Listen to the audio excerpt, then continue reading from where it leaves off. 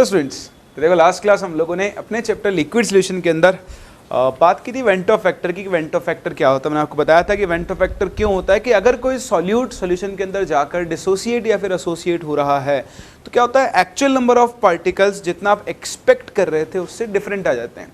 तो अगर number of particles बदल गए तो उनके ऊपर डिपेंड करने वाली प्रॉपर्टीज़ यानी कॉलिगेटिव प्रॉपर्टीज़ की वैल्यूज भी क्या हो जाती है, चेंज। फर्दर मैंने आपको वेंटो फैक्टर के लिए फॉर्मूले सिखाए थे। एक चीज़ मैंने आपको सिखाई थी कि आई आप कैलकुलेट कर सकते हो as abnormal colligative property upon normal colligative property.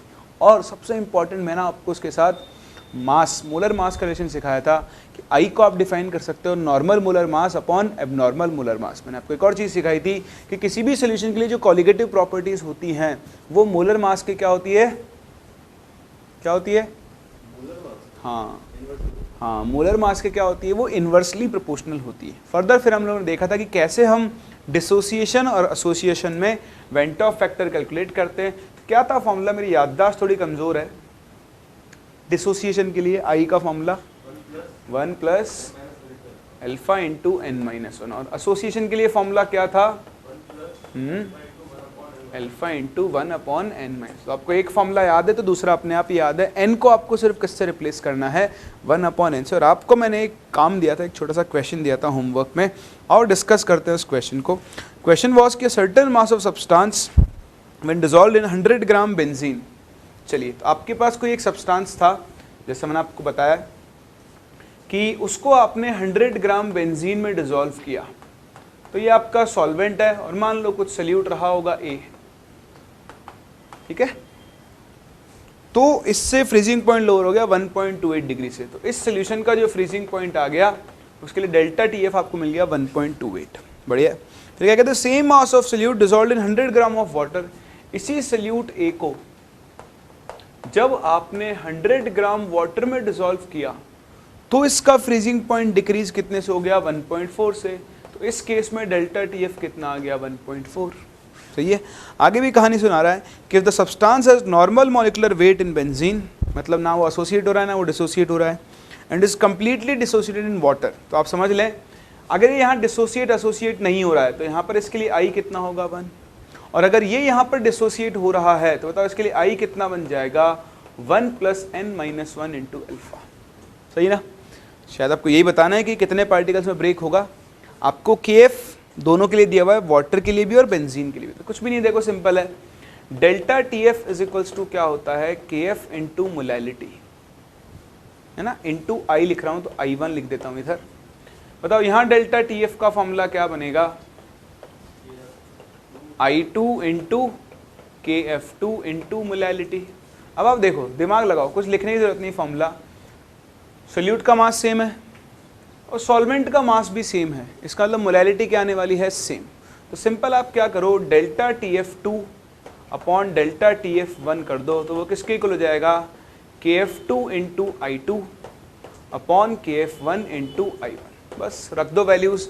Delta TF2 1.4, delta TF1 1.28 is equals to KF2 की वैल्यू वाटर के लिए 1.86, बेंजीन के लिए 5.12 इंटू I1 तो हो गया 1 और I2 कितना हो गया। ऐसा करो आप I2 ही निकाल के रख लो पहले साइड में, वैल्यू बाद में रख लेंगे।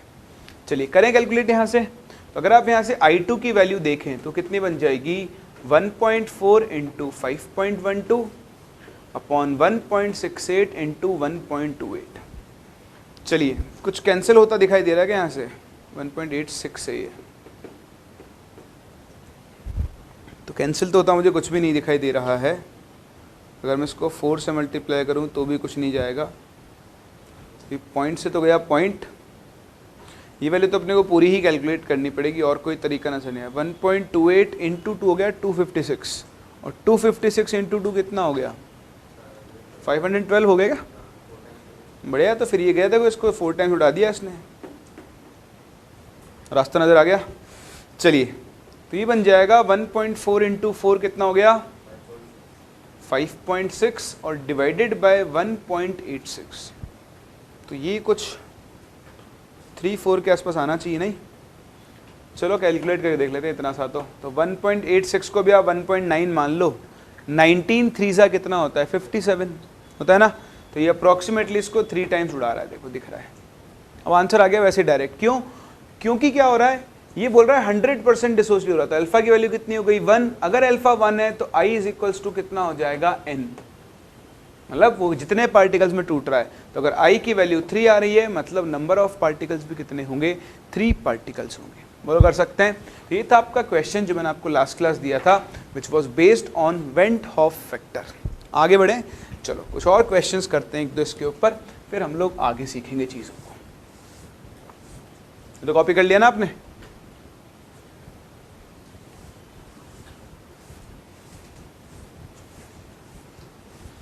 चलिए लिखें अगला क्वेश्चन। आपसे कह रहा है कि x gram, question is this कि x gram of a non volatile compound,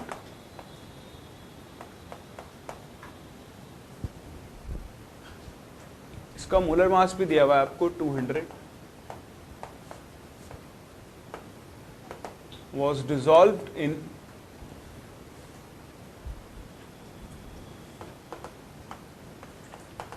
1 liter of 0.05 molar aqueous NaCl solution। ठीक, कह रहा है कि the osmotic pressure of this solution, osmotic pressure of this solution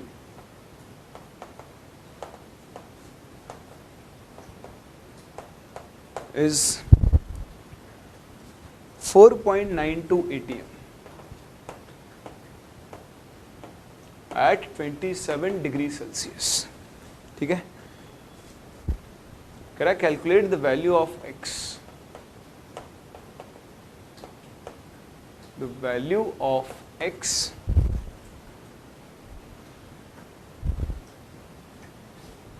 ठीक है।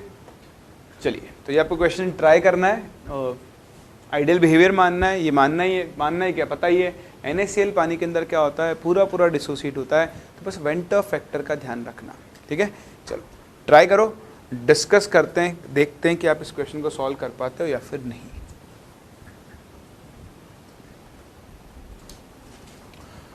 चलिए तो डिस्कस करते हैं क्वेश्चन को। देखो एक चीज़ मैंने यहाँ नहीं बताया कि x डिसोसिएट हो रहा है, एसोसिएट हो रहा है, तो आपको खुद को मान के चलना है, फिर वो कुछ नहीं हो रहा है ना। वैसे एक्चुअली क्या है, नॉन इलेक्ट्रोलाइट लिखा हुआ था, मैंने गलती से नॉन वोलेटाइल लिख दिया, पर उससे कोई फ़र्क नहीं पड़ता। जब तक आपको इन्फॉर्मेशन नहीं दी, आप बता ही नहीं सकते हो कि वो एसोसिएट हो रहा है या डिसोसिएट हो रहा है। तो अच्छा क्वेश्चन और बन गया है, अगर ऐसी इन्फॉर्मेशन नहीं दी है तो फिर आप कुछ मान कर भी नहीं चलोगे। अब आप देखें, आपके पास 0.05 मोलर क्या है, एक्वस NaCl है, उसमें आपने x ग्राम डिजोल्व किया है। तो देखो आपको वॉल्यूम ऑफ सोल्यूशन पता है 1 लीटर। ठीक है, इसमें अगर मैं मोल्स ऑफ NaCl निकाल लूँ तो देखो मोलैरिटी और वॉल्यूम से मोल्स कैसे निकालते हैं, मोलैरिटी इनटू वॉल्यूम से। तो यहाँ पर मोल्स ऑफ NaCl तो गए 0.05, और बताओ आपने जो एक और नया सॉल्यूट ऐड किया है x, उसके मोल्स कितने हो जाएंगे, x बाय उसका मोलर मास। ठीक है, बस पाई इज इक्वल्स टू क्या होता है, CRT है ना, हाँ ICRT। अब आप देखो, आपको या तो क्या करो, दोनों के लिए अलग अलग पाई निकाल लो और उसको क्या कर दो, ऐड कर दो, या फिर एक ही उसमें करना चाहते हो तो दोनों की कंसंट्रेशन से और आई से बात करें। तो मैं इसका लिखता हूँ pi equal to I1C1RT plus I2C2RT। तो पहले x की बात कर लें, x ना तो एसोसिएट हो रहा है ना डिसोसिएट हो रहा है, उसके लिए I कितना हो गया 1, कॉन्सेंट्रेशन क्या हो जाएगी x/200 क्योंकि वॉल्यूम 1 लीटर है, इंटू R की वैल्यू वही 0.0821, और टेम्परेचर कितना है 300। तो एक काम करो, थोड़ा इजी कर लेते हैं इसको, 1/12 लिख लेते हैं, है ना, कैलकुलेशन थोड़ी सी आसान हो जाएगी। पाई दिया हुआ है आपको 4.92 प्लस, बताओ NaCl तो पूरा डिसोसिएट होगा, तो I2 की वैल्यू कितनी हो गई 2, इंटू इसकी कॉन्सेंट्रेशन 0.05 इंटू 1/12 इंटू 300। दो सॉल्व कर सकते हैं, तो 300/12 तो आ गया कॉमन, उसको भेज दो उधर, तो x/200 इज इक्वल्स टू क्या बन जाएगा 4.92 इंटू 12/300 माइनस, देखो ये वैल्यू कितनी बनेगी 0.1। ठीक, यहाँ से आप x के लिए सॉल्व कर लो, तो कुछ दिखाई दे रहा है क्या, ये क्या 25 टाइम्स, ये ऑलमोस्ट कितना आएगा 0.5, 5 के आसपास मान लो इसको ना, तो 5 25 0.2 के आसपास जाएगा ये। 0.2 में से 0.1 गया तो कितना बचेगा 0.1 इंटू 200, तो आपको x की वैल्यू कितनी मिल जाएगी 20। कर सकते हैं। तो ये भी एक सिंपल सा सोल्यूशन आपके पास क्वेश्चन था, जिसमें आपको क्या करना है कि बेसिकली आप दो सोल्यूट्स के लिए तो दोनों को मिलाकर आप क्या कर सकते हो, ऑस्मोटिक प्रेशर निकाल सकते हो। अब देखो इसी को ये ले जाएगा आयनिक इक्विलिब्रियम में, मतलब आपको वीक एसिड वीक बेस से डील करवा सकता है, क्योंकि आप यहाँ से डिग्री ऑफ डिसोसिएशन कैलकुलेट कर सकते हो। तो आओ एक क्वेश्चन उसी टाइप का हम कवर करते हैं, जहाँ पर आपको एक वीक एसिड की वजह से चीज़ें कैलकुलेट करनी पड़ सकती है। तो लिखें आप छोटा सा क्वेश्चन है अपने पास कि आपके पास 0.025 मोलर सोल्यूशन है ऑफ अ मोनोबेसिक एसिड। तो क्वेश्चन इज दिस कि अ 0.025 molar solution of a weak monobasic acid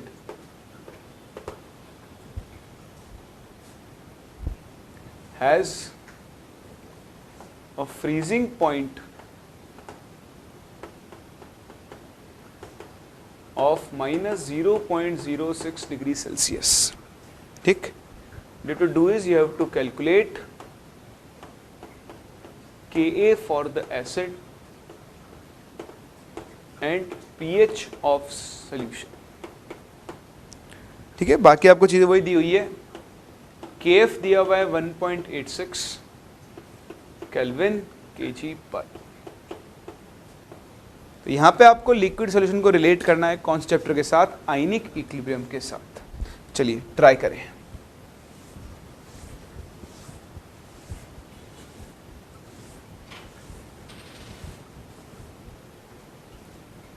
हो गया? चलो अगर हो गया तो आपका आंसर आना चाहिए के की वैल्यू आएगी अराउंड 3 इंटू 10⁻³ है ना। और पीएच अभी कैलकुलेट कर लेते हैं। देखो क्वेश्चन क्या है, आपके पास एक वीक एसिड है HA, तो अगर ये वीक एसिड HA है तो बताओ मोनोबेसिक उसने बोली दिया है तो क्या बनाएगा H plus plus A minus. बताओ इसके लिए I की वैल्यू क्या बन जाएगी 1 plus n-1 into alpha. n की वैल्यू कितनी है बताओ 2, तो इसके लिए I बन गया 1 प्लस अल्फा। सही ना। अब अगर इसका I 1 प्लस अल्फा है और आपको फ्रीजिंग पॉइंट का डिप्रेशन दिया तो डेल्टा TF किसके इक्वल होता है I into KF into molality. तो देखो डेल्टा TF दिया गया है 0.06, I की वैल्यू हो गई 1 प्लस अल्फा, KF है 1.86 इंटू मोलैलिटी। देखो कंसंट्रेशन बहुत कम है ना, तो डाइल्यूट सोल्यूशन मान के हम मोलैरिटी को किसके इक्वल ले लेंगे, मोलैरिटी के। मतलब बेसिकली इसकी मोलैलिटी भी कितनी हो गई 0.025। देखो इस वैल्यू को आप सॉल्व करके देखो तो ये अप्रॉक्सीमेटली आपको मिलेगी 0.04 के आसपास। ठीक है, अब आप देखो तो 1 प्लस अल्फा की वैल्यू कितनी आ गई 0.06 अपॉन 0.0। ये आप कर लोगे ना, इसको मैं 1 बाय कितना लिख सकता हूँ 40, 1 बाय 40, तो 1 बाय 40 से इसको उड़ाओ 1.86 को, तो अराउंड आपके पास 0.04 के आसपास के लगेगी। 4 4 होता है 16, तो 0.04 से थोड़ा सा और आगे आएगा, चाहो तो आप लिख सकते हो 0.046 के आसपास, पर मैं कैलकुलेशन को थोड़ी सी इजी कर रहा हूँ इसलिए मैं यहाँ पे लेके आ रहा हूँ। तो बताओ 0.06 बाय 4, 6 बाय 4 कितना हो गया 3 बाय 2 दैट इज 1.5 हो गया। बताओ अल्फा की वैल्यू कितनी आ जाएगी 0.5, लेकिन इससे ना अपनी वैल्यू बहुत ज़्यादा चेंज हो जाएगी। तो एक काम करो आप आगे बढ़ो, इसको 0.46 के आसपास ले लो, 6 4 24 प्लस 2 16 18, तो आप 0.046 लेकर चलो इसको। ठीक है, 0.046 से कितना आएगा डिवाइड करके देख लो 46 1 14 0 3, 1.3 के आसपास आ जाएगा ये। ठीक है अप्रोक्सीमेटली। तो आप देखो 1 प्लस अल्फा कितना आ गया 1.3, बताओ यहाँ से अल्फा की वैल्यू कितनी आ जाएगी 0.3 आ गया। बस हो गया क्वेश्चन सॉल्व। अगर आपको इस वीक एसिड के लिए अल्फा मिल गया है तो चलें थोड़ा सा आयनिक इक्विलिब्रियम में। जब एक वीक एसिड डिसोसिएट होता है H plus plus A minus, तो बताओ ये होता है C माइनस सी अल्फा, ये बनेगा C अल्फा, ये बनेगा C अल्फा। तो अगर मैं इसके लिए डिसोसिएशन कांस्टेंट लिखूं Ka, तो उसकी वैल्यू क्या बनती है C alpha square upon 1 minus alpha. तो देखें ये रही अल्फा की वैल्यू 0.3, क्योंकि अल्फा 30% के आसपास आ रहा है, मैं अल्फा को नेग्लेक्ट नहीं कर सकता हूँ, इसलिए मेरे को पूरी वैल्यू रखनी पड़ेगी। बताओ के ए कितना आ जाएगा, सी यानी 0.025 इंटू अल्फा यानी 0.3 होल स्क्वायर अपॉन 1 माइनस 0.3। तो रखें वैल्यूज, ये बन जाएगा 25 इंटू 0.3 का स्क्वायर हो गया 0.09, तो इंटू बन गया 10⁻⁻5, सही है ना। अपॉन कितना बनेगा 0.7, तो इसको 7 लिख लो, एक माइनस को -4 कर दो, तो 25 इंटू 9 होता है 225 अपॉन 7 इंटू 10⁻⁻4। देखें 7 3 ज़ा 21 पॉइंट, 7 2 ज़ा 14 इंटू 10⁻⁻4 के आसपास आपका आंसर आना चाहिए। अच्छा 3.2 लिखा है मैं, हाँ सॉरी, -3 के आसपास आपका आंसर आना चाहिए। ठीक है, तो ये आ गया के ए, पहला पार्ट। दूसरा आपको पीएच निकालनी, तो अगर आपको पीएच निकालनी तो आपको क्या निकालना पड़ेगा, H+, और बताओ H+ किसकी इक्वल है, सी अल्फा। तो सी की वैल्यू 0.025, अल्फा की वैल्यू 0.3, ये आपके पास बनेगा 7.5 इंटू 10⁻⁻3, सही ना। 25 3 75, ये तो आया H+, इसका आप ले लो नेगेटिव लॉग, तो बताओ पीएच कितनी आ जाएगी, 3 माइनस लॉग 7.5 को 75/10 लिख लो, तो 3 माइनस देखो थोड़ा, log 75 is log 25 into 3, 25 plus 3, log 25 को लिख दूंगा 2 log 5 plus log 3 and minus log 10। तो रखे वैल्यूज, 3 माइनस, बताओ log 5 तो कितना होता है 0.7, log 3 0.47 माइनस 1, तो ये 1.4 में से बन गया तो 0.4, 3 माइनस 0.87, बताओ पीएच कितनी आ जाएगी, 2.13 के आसपास। समझ सकते हो। तो इस तरह से आपसे ये क्वेश्चन पूछ सकता है, और भी क्वेश्चन पूछ सकता है। दो अलग अलग एसिड दे देगा, दोनों के लिए अलग अलग बॉइलिंग पॉइंट का एलिवेशन, फ्रीजिंग पॉइंट का एलिवेशन दे देगा, तो वहां से आप उन दोनों का अल्फा निकाल सकते हो। फिर पूछ रहे कौन स्ट्रॉन्ग है कौन वीक है, तो जिसका अल्फा ज़्यादा वो क्या होगा, स्ट्रॉन्ग, जिसका अल्फा कम वो क्या होगा, वीक। और आपसे और भी कई तरह के क्वेश्चंस वो पूछ सकता है, जिनको हम लोग, मैं आपको डीबी में दे रहा हूँ, और हम लोग मिसलेनियस क्वेश्चंस करेंगे उनके अंदर भी हम उसको कवर कर लेंगे। तो I think went of factor पे ये कुछ एग्जाम्पल्स आपके लिए भी सफिशिएंट है। हम लोग वापस से आगे चलते हैं और कुछ और बातें करते हैं थ्योरी की फॉर्म के अंदर कि वेंट ऑफ फैक्टर्स और क्या क्या आपसे पूछ सकता है। दूसरा हमारे पास एक दो टॉपिक बचे हुए हैं, हम उनको भी कवर करते हैं, है ना। चलिए, तो अब देखो, आपने वेंट ऑफ फैक्टर सीख लिया है, आपने वेंट ऑफ फैक्टर को यूज़ करना सीख लिया है, लेकिन कई बार ऐसे क्वेश्चन आपको मिल सकते हैं जो आपको परेशान कर सकते हैं। फॉर एग्जाम्पल मैं आपसे बोलूँ कि मेरे पास एक सोल्यूशन है, ठीक, तो मान लो एक्वस सोल्यूशन है ऑफ सेम मोलैलिटी, और मैं आपसे बोल दूंगा एक सोल्यूशन है इसमें है NaCl, एक सोल्यूशन है उसके अंदर है K2SO4, और एक सोल्यूशन है उसके अंदर है Al2SO4 होल थ्राइस, और मैं आपसे पूछूंगा बताओ इनमें से किसका वेपर प्रेशर सबसे ज़्यादा होगा। मैं आपसे पूछूंगा बताओ इनमें से किसका बॉइलिंग पॉइंट सबसे ज़्यादा होगा, किसका फ्रीजिंग पॉइंट सबसे कम या ज़्यादा होगा, या किसका ऑस्मोटिक प्रेशर सबसे कम या ज़्यादा होगा। तो ये आपको रिलेट करना आना चाहिए। आप देखें इन सब के लिए I की वैल्यू अलग अलग है। 100% डिसीजन मान लूँ तो इसके लिए I2, इसके लिए 3, और इसके लिए कितना आएगा 5। अब आप कैसे डिसाइड करोगे किसका वेपर प्रेशर, किसका बॉइलिंग पॉइंट ज़्यादा है। मैं पहले आपको लॉजिक से समझाता हूँ, फिर एक ट्रिक सिखाऊंगा, उससे यूज़ कर लेना, ठीक है। अब बताओ वेपर प्रेशर, हम अगर किसी सॉल्वेंट में नॉन वोलेटाइल सॉल्यूट ऐड कर रहे हैं तो उसका वेपर प्रेशर क्या होता है, डिक्रीज। तो जितने ज़्यादा पार्टिकल आते जाएंगे सॉल्यूट के, उतना ही ज़्यादा वेपर प्रेशर क्या होगा, डिक्रीज। बताओ इन तीनों में से सबसे ज़्यादा पार्टिकल किससे मिलेंगे, मतलब ये सॉल्यूशन के वेपर प्रेशर को क्या करेगा, सबसे ज़्यादा डिक्रीज करेगा। बोलो सही बात है। इसका मतलब इसी के सॉल्यूशन का वेपर प्रेशर क्या होगा, सबसे कम होगा। तो ट्रिक क्या बनी कि अगर आप वेपर प्रेशर को कंपेयर करना चाहते हो, तो वैसे इन्वर्सली होता नहीं है पर ये अपने ट्रिक के लिए है, दिस इज आवर ट्रिक, कि जिस सोल्यूट के लिए I की वैल्यू सबसे ज्यादा होगी उसके सोल्यूशन का वेपर प्रेशर क्या हो जाएगा, उतना ही कम। सही है, कोई डाउट। ध्यान रखना, वेपर प्रेशर जितना कम होगा लोअरिंग उतनी क्या होगी, ज्यादा। ठीक है। तो वेपर प्रेशर पूछ रहा है तो आई से इन्वर्सली रिलेट करोगे, और अगर लोअरिंग पूछ रहा है, चेंज इन वेपर प्रेशर पूछ रहा है, तो वो सबसे ज़्यादा इसके लिए आएगा। दूसरी चीज़ बताओ, डेल्टा टीबी का फॉर्मूला क्या होता है, वो तो आपको दिख ही रहा है, आई आता है उसके अंदर। तो जिसका डेल्टा टीबी सबसे ज़्यादा, अब बताओ बॉइलिंग पॉइंट कैसे निकालते हैं, 100 में ऐड करके निकालते हैं ना। तो अगर किसी का डेल्टा टीबी सबसे ज़्यादा है तो बताओ उसका बॉइलिंग पॉइंट भी क्या होगा, सबसे ज़्यादा होगा। समझ रहे हो। फ्रीजिंग पॉइंट, फ्रीजिंग पॉइंट के लिए हम क्या निकालते हैं, डेल्टा टीएफ। डेल्टा टीएफ भी किसके प्रोपोर्शनल होता है, आई। लेकिन डेल्टा टीएफ निकालकर जब हम फ्रीजिंग पॉइंट निकालते हैं तो यादें क्या करते हैं, 0 माइनस डेल्टा टीएफ। अब डेल्टा टीएफ जितना बड़ा होगा, माइनस साइन की वजह से फ्रीजिंग पॉइंट उतना ही क्या होता जाएगा, कम। तो ट्रिक क्या बनी, freezing point will be inversely proportional to आई।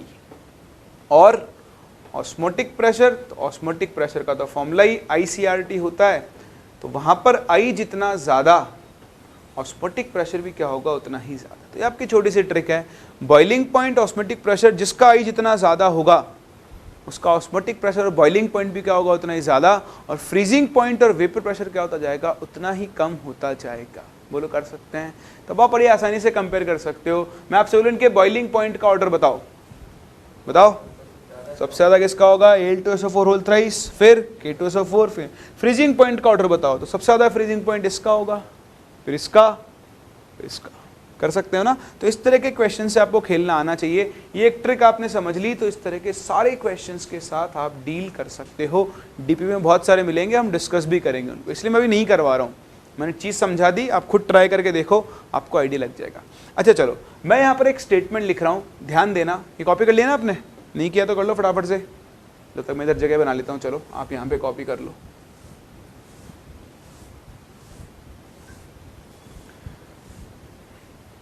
फिर देखो एक और काम की चीज, मैं एक स्टेटमेंट लिख रहा हूं, बताना ट्रू है या false.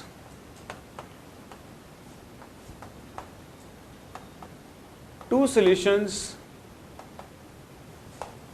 Having same concentration of solute at same temperature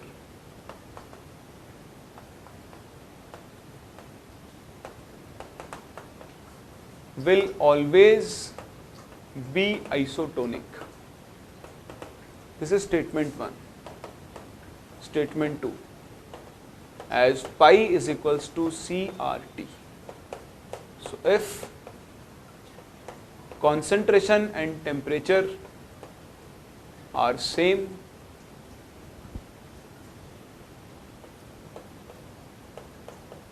osmotic pressure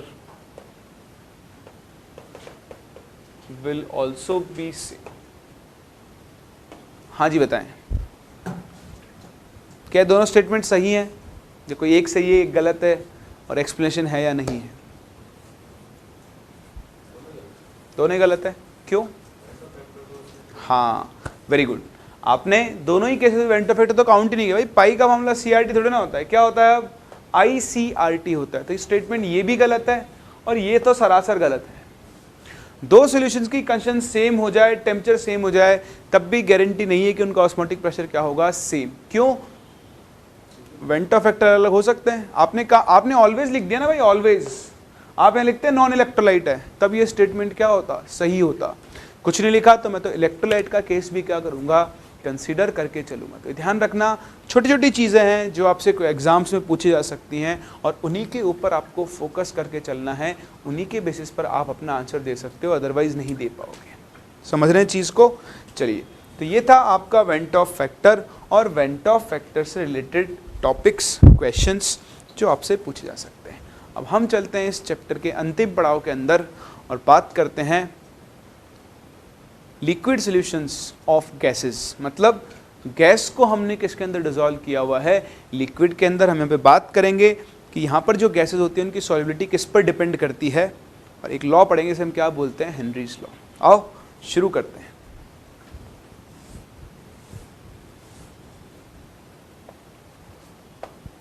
तो देखें, solubility of gases in liquids.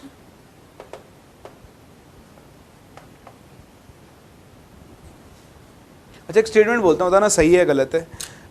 दुनिया की किसी भी गैस को आप किसी भी लिक्विड में डिसॉल्व कर सकते हो, ट्रू और false? No idea, get an idea. आजकल तो 4G में भी आ गया आइडिया है। खैर चलो, हाँ कर सकते हो, ठीक है। आप गैसेस को लिक्विड में डिसॉल्व कर सकते हो depending on pressure and temperature. Her pressure temperature पर नहीं हो सकता, लेकिन हाँ आप किसी भी गैस को किसी भी लिक्विड में क्या कर सकते हो, एक फिक्स्ड प्रेशर और टेम्परेचर पर डिसॉल्व कर सकते हो। हम बेसिकली यहाँ कर रहे हैं बात वाटर की, तो अब सिंपल सा पहला पॉइंट तो लिखें, all gases can be dissolved in a liquid up to larger or smaller extent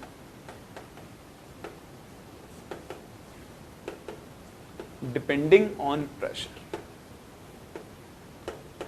and temperature।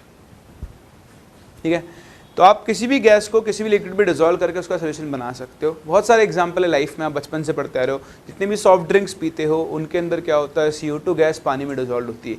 जितने भी एक्वेटिक लाइफ्स के जो भी प्लांट्स हैं, एनिमल्स हैं, जिंदा इसलिए क्योंकि पानी के अंदर क्या होता है, O2 गैस क्या होती है, आपकी डिसॉल्व फॉर्म में होती है।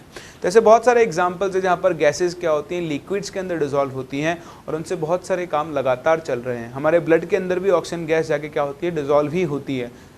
समझ रहे हो ना? तो ये सब एग्जाम्पल्स हैं जहाँ पर गैसेस लिक्विड में डिसॉल्व होती है। तो मैंने एग्जाम्पल्स को आपसे डिस्कस नहीं कर रहा हूँ, मैं तो काम की बात आपसे कर रहा हूँ कि ऐसे कौन कौन से फैक्टर्स हैं जो गैस की सॉल्युबिलिटी को अफेक्ट करते हैं। तो आप नेक्स्ट हेडिंग डालें, factors affecting solubility of a gas in liquid। ठीक है, आप इसे वाटर भी लिख सकते हो। तो जो सबसे पहला फैक्टर होता है वो होता है इटसेल्फ नेचर ऑफ गैस। अलग अलग गैसेस की सॉल्युबिलिटी एक लिक्विड में कम या ज़्यादा हो सकती है। अब लिक्विड में मैं जनरली वाटर की ही बात करूंगा। बहुत सिंपल सा फंडा है। देखो कुछ गैसें होती हैं लाइक CO2 हो गई, लाइक अमोनिया हो गई, ये गैसेस वाटर में बहुत जल्दी से डिसॉल्व हो जाती है। जैसे कुछ गैसें होती है लाइक H2 हो गई, हीलियम हो गई, ये गैसेस वाटर में आसानी से डिसॉल्व नहीं होती है। तो ऐसा क्या होता है? तो बहुत सिंपल सा फंडा है, वो गैसेस जिनके अंदर इंटरमॉलिक्यूलर फोर्सेस ज़्यादा हैं, वो गैसेस जो आसानी से लिक्विफाई हो सकती हैं, उनकी वाटर में सॉल्युबिलिटी भी रिलेटिवली क्या होती है, ज़्यादा। तो आप सिर्फ एक सिंपल सा स्टेटमेंट याद रखें कि इजीली लिक्विफिएबल गैसेस, इजीली लिक्विफिएबल गैसेस। अब इजीली लिक्विफिएबल कैसे डिजाइन करते हैं? High critical temperature. कई बार आपको यहाँ फंसा लेगा, ध्यान रखना। वो गैसेस जिनके क्रिटिकल टेम्परेचर ज़्यादा होते हैं वो आसानी से क्या की जा सकती हैं, लिक्विफाई की जा सकती है। या फिर आप ऐसे बोल सकते हो gases with high intermolecular attractions. सबका मतलब एक ही है। तो ऐसी गैसेस जिनको आप आसानी से लिक्विफाई कर सकते हो, जिनके अंदर अट्रैक्शन फोर्सेस ज़्यादा होते हैं। कई बार बोल देगा एक गैस का क्रिटिकल टेम्परेचर है 250 केल्विन, एक का है 500 केल्विन, बताओ कौन वाटर में ज़्यादा डिसॉल्व होगी? तो जिसका 500 केल्विन होगा। क्यों? क्योंकि आप उसको 500 केल्विन तक लिक्विफाई कर सकते हो। तो ये आसानी से लिक्विफाई होने वाली गैस के अंदर है। So easily liquefiable gases are readily dissolved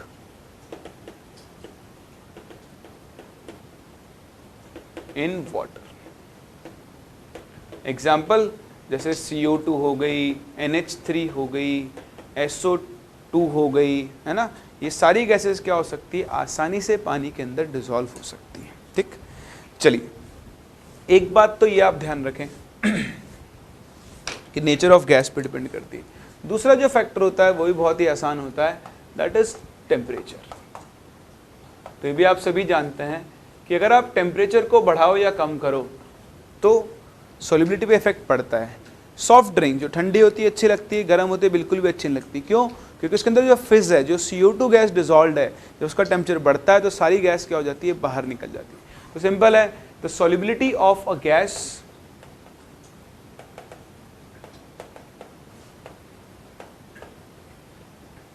decreases with increase in temperature।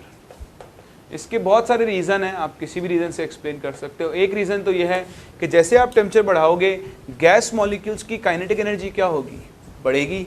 Kinetic energy बढ़ेगी तो उनकी लिक्विड से एस्केप करने की टेंडेंसी भी क्या होगी, बढ़ेगी।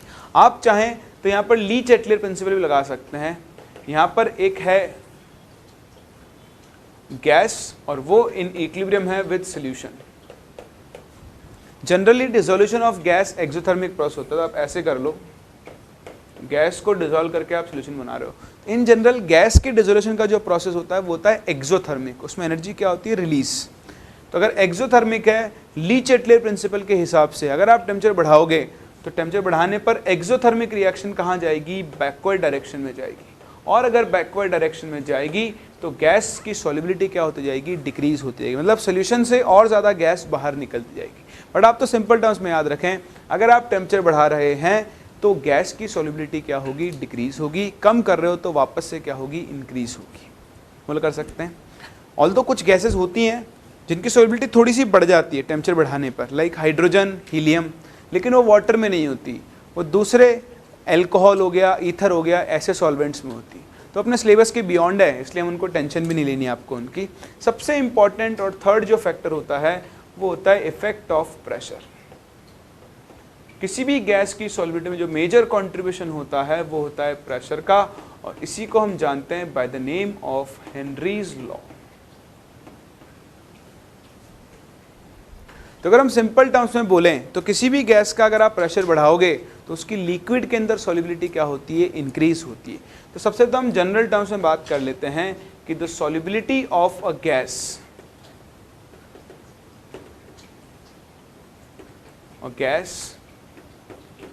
in a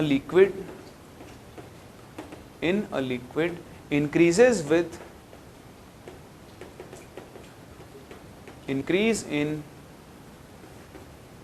pressure of gas। जैसे जैसे आप उस गैस का प्रेशर बढ़ाते जाओगे वैसे वैसे क्या होगा, उस गैस की सॉल्युबिलिटी भी बढ़ती जाती है। तो इस चीज़ को एक्सप्लेन किया था हेनरी ने, और इसीलिए हम इसे हेनरीज लॉ के नाम से पढ़ते हैं। देखो, हेनरी ने दो तरह से डिफाइन किया था गैस की सॉल्युबिलिटी को। एक तो होता है, उसने एक बार डिफाइन किया कि मान लो आपने 1 लीटर वॉल्यूम लिया या 500 ml वॉल्यूम है आपके सॉल्यूशन का, उसमें आपने 20 ग्राम गैस डिसॉल्व की, तो 20 ग्राम है 500 ml में, बताओ पर ml में कितनी होगी, 20/500 होगी ना। तो एक तो उसने इस तरह से डिफाइन किया कि सॉल्यूशन के यूनिट वॉल्यूम में जो गैस का मास डिसॉल्व्ड है वो उस गैस के क्या होता है, प्रेशर के डायरेक्टली प्रोपोर्शनल होता है। किसके डायरेक्टली प्रोपोर्शनल होता है, प्रेशर के डायरेक्टली प्रोपोर्शनल। तो इसका पहला स्टेटमेंट लिखें कि according to this law the mass of gas dissolved, the mass of gas dissolved in unit volume of solution is directly proportional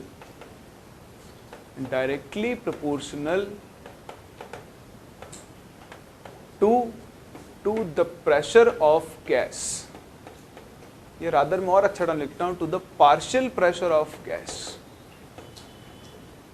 partial pressure of gas over the solution। तो उस solution के ऊपर वो gas जितना pressure, ध्यान रखना Henry's law में ये गलती करते हैं लोग, आपको टोटल प्रेशर नहीं लेना है, आप जिस गैस की सॉल्युबिलिटी की बात कर रहे हो आपको उसी गैस का पार्शियल प्रेशर लेना होगा।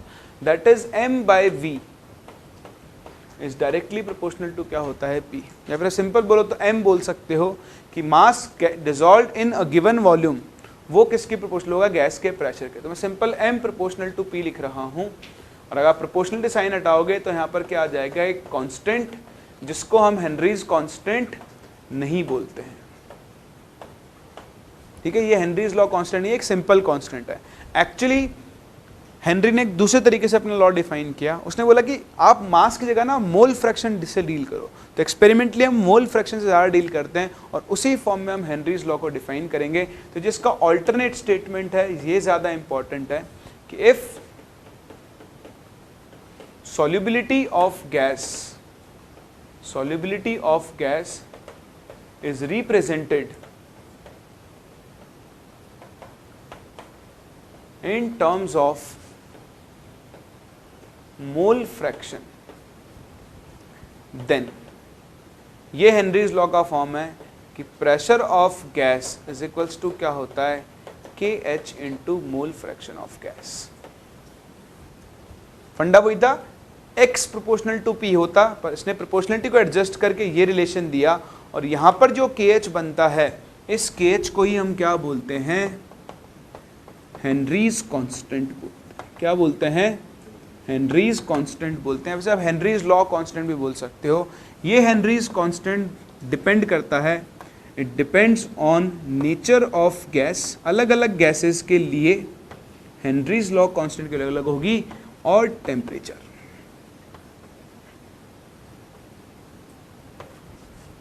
ठीक, तो बस ये सिंपल सा फॉर्म है, P gas is equals to KH into mole fraction of gas. यहाँ पे एक चीज़ का ध्यान रखें, ये जो P गैस है ये टोटल प्रेशर नहीं है, ये उस गैस का कौन सा प्रेशर है, पार्शियल प्रेशर ऑफ गैस है।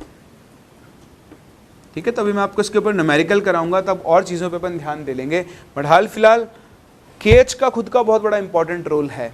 देखो, जैसे मैंने आपको बताया, अलग अलग गैसेस के लिए KH की वैल्यू भी क्या मिलने वाली है, आपको अलग अलग मिलने वाली है। तो आप सिर्फ KH की वैल्यू से कंपेयर कर सकते हो। आप देखो, यह मोल फ्रैक्शन ऑफ गैस, अगर मैं इसको लिखूं तो मैं मोल फ्रैक्शन ऑफ गैस को लिख सकता हूं pressure of gas upon KH।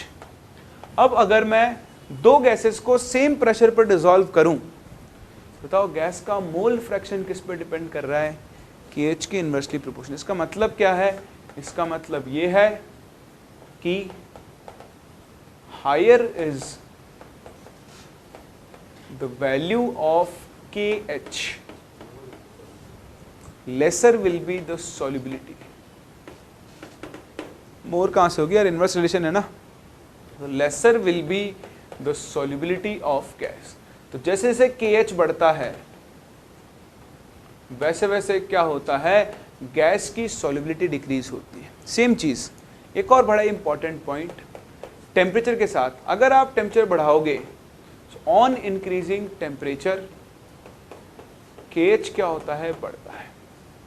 और बताओ अगेन, अगर KH बढ़ेगा इसका मतलब सॉल्युबिलिटी क्या होगी, डिक्रीज। तो अपने थोड़ी देर पहले भी डिस्कस किया था कि टेम्परेचर बढ़ाने पर गैस की सॉल्युबिलिटी क्या होती है, कम होती जाती है। तो एक और रीजन आ गया क्यों होती जाती है, कि जैसे जैसे आप टेम्परेचर बढ़ाओगे वैसे से KH की वैल्यू बढ़ेगी, और अगर KH की वैल्यू बढ़ेगी तो गैस की सॉल्युबिलिटी क्या होगी, डिक्रीज होगी। सही है। तीसरा, एक छोटा सा लिमिटेशन जो आपको ध्यान रखना है of Henry's law, it is not applicable at high pressures. तो ये लो और मॉडरेट प्रेशर्स पर एप्लीकेबल है, लेकिन हाई प्रेशर पर हेनरीज लॉ एप्लीकेबल नहीं होता है। तो एक चीज तो ये, और दूसरा ये तब भी एप्लीकेबल नहीं है जब गैस सॉल्वेंट से क्या कर रही होगी, रिएक्ट कर रही होगी। तो इन दो केसेस में एप्लीकेबल नहीं है। हाई प्रेशर पे क्यों एप्लीकेबल नहीं है, देखो एक्चुअली क्या होता है, ये आइडल सोल्यूशन के बिहेवियर पे चलता है, तो मैं ज़्यादा डिटेल में तो नहीं जा सकता आपको क्योंकि आपके स्कोप के बियॉन्ड है चीज़ें। लेकिन होता क्या है, जब प्रेशर लो है तो जो गैस के मॉलिक्यूल्स होंगे वो बहुत दूर दूर होंगे।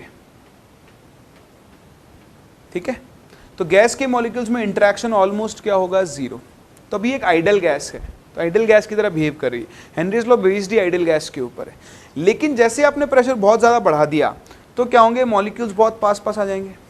जब वो पास पास आ जाएंगे तो उनमें क्या हो जाएगा, इंटरेक्शन शुरू हो जाएगा, तो वो आइडल बिहेवियर से डेविएट करना शुरू कर देंगे, यानी अब वो रियल गैस बन चुकी है। अगर वो रियल गैस बन चुकी है तो अब आप उसके ऊपर हेनरीज लॉ अप्लाई नहीं कर सकते। तो ये आप ध्यान रखें, दिस इज वेरी इंपॉर्टेंट। किसी भी सोल्यूशन में अगर आपने गैस डिसॉल्व की है और आप उस पर हेनरीज लॉ लगा रहे हो तो वो सिर्फ और सिर्फ लो और थोड़े बहुत मॉडरेट प्रेशर्स पर एप्लीकेबल है। अगर आप हाई प्रेशर रेंज में चले गए हो तो फिर आप उसके ऊपर हेनरीज लॉ अप्लाई नहीं कर सकते हो, क्योंकि हेनरीज लॉ सॉल्यूशन के अंदर आइडल गैस बिहेवियर को फॉलो करता है। अगर आपने प्रेशर बढ़ाया तो वो गैस रियल गैस की तरह बिहेव करने लग जाएगी और फिर वो हेनरीज लॉ को फॉलो नहीं करेगी। चलिए, ये था theoretical part about Henry's law. ये सारे इंपॉर्टेंट पॉइंट्स है जो आपको पता होने चाहिए। इसके कुछ एप्लीकेशंस होते हैं, वो आप एनसीईआरटी से पढ़ लें एक बार। ठीक है, ज़्यादा कुछ नहीं है। एक तो पूछेगा कि मरीन लाइफ क्यों जिंदा है, तो O2 डिसॉल्व है। एक हाँ, स्कूबा डाइवर्स के लिए एक प्रोसेस होता है, जॉइंट्स पता नहीं क्या नाम बोलते हैं उसको। उसमें क्या होता है, स्कूबा डाइवर अपने टैंक में ऑक्सीजन लेके जाते हैं, तो उसके अंदर क्या होता है, साथ में नाइट्रोजन भी होती है एयर में। तो जब वो हाई प्रेशर पे जाते हैं, तो हाई प्रेशर पे तो सॉल्युबिलिटी क्या है, ज़्यादा, ठीक है। जब डीप सी में हो जाते हैं तो प्रेशर की वजह से क्या होता है, उनके ब्लड में N2 और O2 दोनों डिजोल्व हो जाती है। अब जब वो वापस ऊपर आते हैं तो प्रेशर क्या होता है, कम होता है। तो जो डिजोल्व N2 थी वो वापस से बाहर निकलना शुरू करती है बबल्स की फॉर्म में। वो बबल्स क्या होते हैं, उनके जॉइंट्स पर जाकर इकट्ठा हो जाते हैं, तो इससे बहुत ज़्यादा पेन क्रिएट होता है। मैं उस प्रोसेस का नाम भूल गया हूँ, उसको एक अच्छा सा नाम होता है, वो आप पढ़ लेना NCERT के अंदर, जिसकी वजह से पेन क्रिएट होता है। अभी मुझे याद आ जाएगा तो मैं आपको बता ही दूंगा। तो बस वो आपके पास कंडीशन होती है। एक और कंडीशन होती है, इसी से बचने के लिए, है ना, इसी से बचने के लिए हम उसके अंदर हीलियम गैस को डिजोल्व करते हैं। एक्चुअली मैं प्रोसेस का नाम याद करने की कोशिश कर रहा हूँ। वो जो दर्द होता है, वो पेनफुल कंडीशन होती है, उसका एक बहुत अच्छा सा नाम होता है। नहीं, क्रैम्प्स नहीं बोलते उनको, कुछ नाम होता है उसी का। जब वो जॉइंट्स पे जाके बबल्स इकट्ठा हो जाते हैं तो वो ज़ुबान पे आ रहा है, वो निकल नहीं रहा है, ठीक है, आएगा जब मैं बता दूंगा।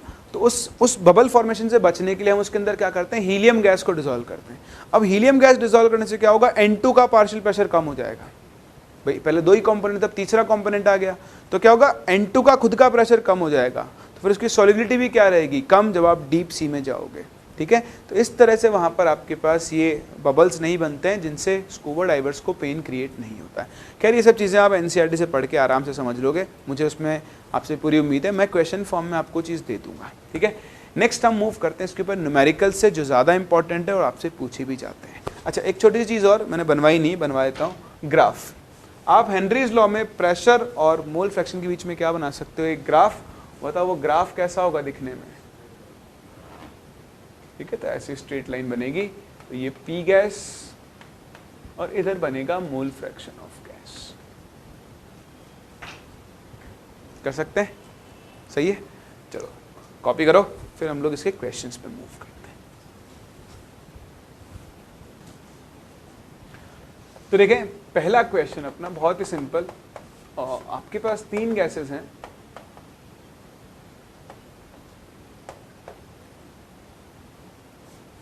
X, Y and Z। तीनों के लिए KH की वैल्यू दी हुई है। इसके लिए दिया हुआ है 7.3, इसके लिए दिया हुआ है 2.1, इसके लिए 9.2। आपको इन गैसेस का सॉल्युबिलिटी का ऑर्डर बताना है, सेम सॉल्वेंट में सेम प्रेशर पर। बताओ फटाफट से, वर्बल क्वेश्चन है, बताओ सबसे ज़्यादा सॉल्युबल कौन होगा, Y, फिर और फिर, अभी बताया था ना, जिस गैस के लिए KH जितना ज़्यादा होगा उस गैस की सॉल्युबिलिटी क्या होती जाएगी, उतनी ही कम, है ना। चलो इसको तो क्वेश्चन में कंसिडर ही नहीं करते हैं, this is out of question. Question करते हैं दूसरा न्यूमेरिकल जो आपसे पूछा सकता है। देखें क्वेश्चन कि if N2 gas is bubble. देखें ये क्वेश्चन आपकी उस धारणा को बदल देगा। धारणा मतलब क्या बोलते हैं धारणा को, मिथ नहीं होती धारणा, मिथ नहीं होती धारणा, मतलब आपकी सोच, मतलब आपकी, आपसे ही सीखा है सोच, आप बोल रहे हैं। इंग्लिश की बात कर रहा था थोड़ा सा, कि उसको हम क्या बोलते हैं, नहीं एक्सपेक्टेशन नहीं बोलते। एक्सपेक्टेशन तो अपेक्षा होती है, खैर छोड़ो, कोई भी होती है, अपने को क्या फ़र्क पड़ता है, अपेक्षा उपेक्षा।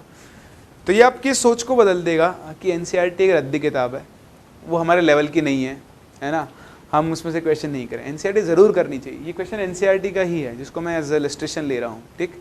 लेकिन question, if N2 gas is bubbled through water at 293 Kelvin,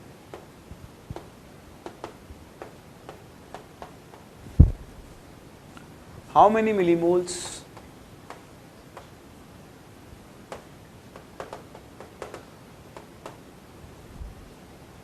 of N2 gas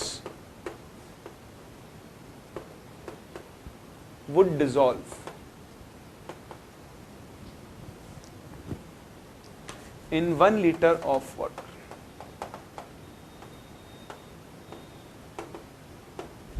ठीक, आपको दिया हुआ है पार्शियल प्रेशर ऑफ N2 है 0.987 बार, और आपको KH दिया हुआ है नाइट्रोजन के लिए, which is 76.48 kilo bar.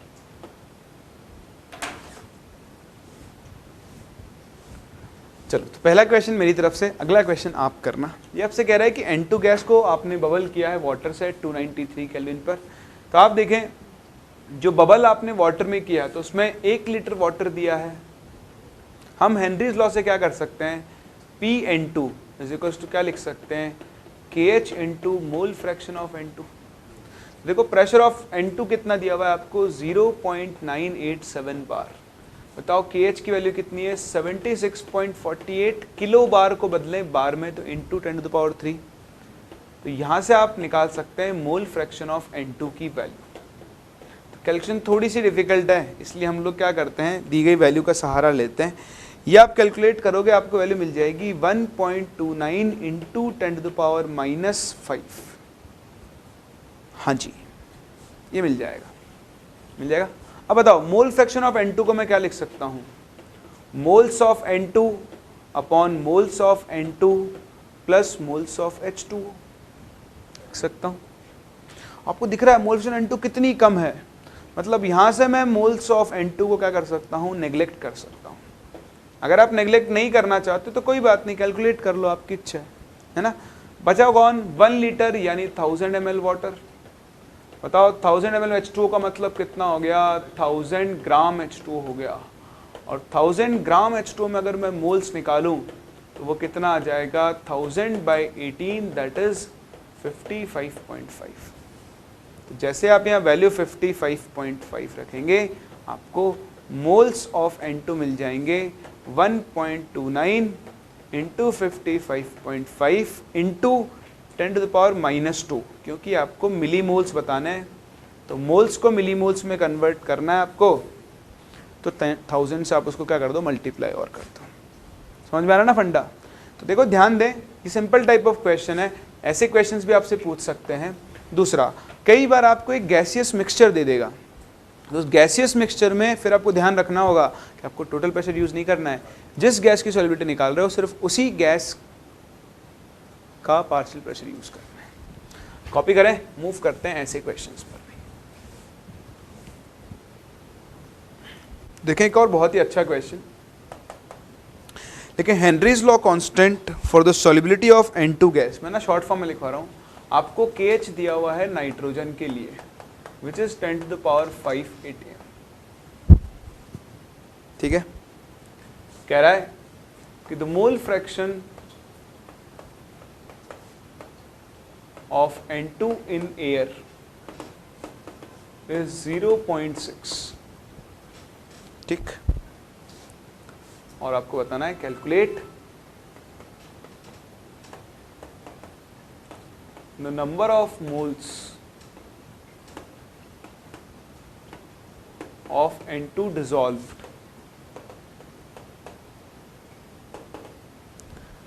in 10 moles water at 298 Kelvin and 5 atm pressure। ठीक, तो आपको कैलकुलेट करना है। कैलकुलेट, चलो मैं आपको ऑप्शन देता हूँ। ऑप्शन ए है आपका 3 इंटू 10⁻⁻4, ऑप्शन बी है 4 इंटू 10⁻⁻4 -5, ऑप्शन सी है 5 इंटू 10⁻⁻4 और ऑप्शन डी है 6 इंटू 10⁻⁻6। हाँ जी, ये चार आपके पास ऑप्शंस हैं। ट्राई करें इस क्वेश्चन को। चलिए, तो इसका करेक्ट आंसर है ऑप्शन नंबर ए, 3 इंटू 10⁻⁻4। देखो बहुत आसान क्वेश्चन है समझना। आपको KH दे दिया है, ठीक। अब आपको क्या करना है ये समझना। देखो मोल fraction of N2 in air दिया हुआ है 0.6 एयर में, समझ रहे हो ना। जबकि हेनरीज लॉ में हम जो मोल फ्रैक्शन लिखते हैं वो किसके अंदर होता है, सोल्यूशन के अंदर होता है। ये डिफरेंस आपको सीखना है। बेसिकली एयर में मोल फ्रैक्शन और टोटल प्रेशर से आप यहाँ से निकाल सकते हो partial pressure of N2 gas. तो सबसे पहले तो आप निकालो पार्शियल प्रेशर ऑफ N2, जो कि कितना हो जाएगा टोटल प्रेशर इनटू उसका मोल फ्रैक्शन, दैट इज 380। बस हो गया क्वेश्चन सॉल्व। अगर मैं N2 के लिए हेनरीज लॉ लगाऊं तो P N2 बनेगा KH into mole fraction of N2, लिख सकता हूं मोल fraction of N2 upon mole fraction of moles of N2 plus moles of H2। बताओ प्रेशर कितना है 3, KH की वैल्यू कितनी है 10⁵ upon moles of N2 upon moles of N2 plus 10। देखो दिख रहा है आपको ये 10⁻⁻5 में जाएगा, तो मैं यहाँ मोल्स ऑफ N2 को ऑलमोस्ट क्या कर सकता हूँ नेग्लेक्ट। जैसे ही नेग्लेक्ट किया तो बताओ यहाँ से आपको मोल्स ऑफ N2 कितने मिल जाएंगे 3 × 10⁻⁻4। ठीक है, चलिए तो बहुत सिंपल सा पार्ट होता है। अगर आपको ये ध्यान रहे कि आपको यहाँ जो प्रेशर यूज़ करना है वो आपको उस गैस का पार्शियल प्रेशर यूज़ करना होता है। तो अब बाकी क्वेश्चंस आप डीपीपीज में से सॉल्व करना, जिनके अंदर मैंने एक दो बहुत ही अच्छे क्वेश्चन डाल रखे हैं जहाँ आपको सोचना पड़ेगा। वो क्वेश्चन मैं अभी करवा दूंगा तो फिर आप उनको सोच नहीं पाओगे, इसलिए मैं इसके ऊपर और ज़्यादा क्वेश्चन अब नहीं करवा रहा हूँ। एक लास्ट छोटी सी चीज़ और बची है जो वैसे तो कुछ काम नहीं आती है, लेकिन फिर भी मैं आपको सिखा देता हूँ, दैट इज़ रॉल्स लॉ। थोड़ी जगह चाहिए होगी मुझे, एक क्वेश्चन आपने कॉपी कर ही लिया है, हम यहाँ पे बात कर लेते हैं ना। सोल्यूशन लिख लो इसका फटाफट से और फिर अपने चैप्टर को हम खत्म करते हैं।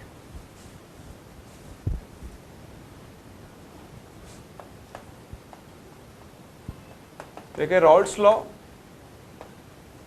As a special case of